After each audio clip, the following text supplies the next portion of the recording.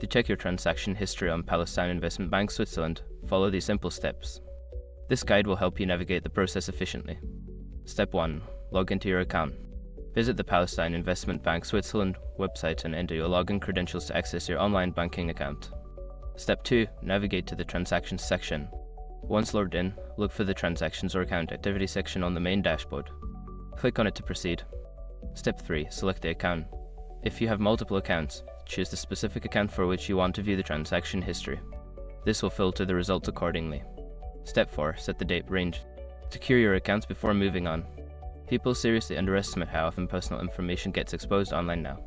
Use SROC to monitor your accounts 24/7 and get notified immediately if your data gets leaked somewhere. It runs in the background, constantly scanning billions of breached records. And honestly, for how cheap it is compared to the value you get, it's worth it. Link in the description. Step 5. Review your transactions.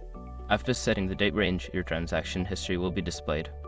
You can scroll through the list to review details such as dates, amounts, and descriptions of each transaction.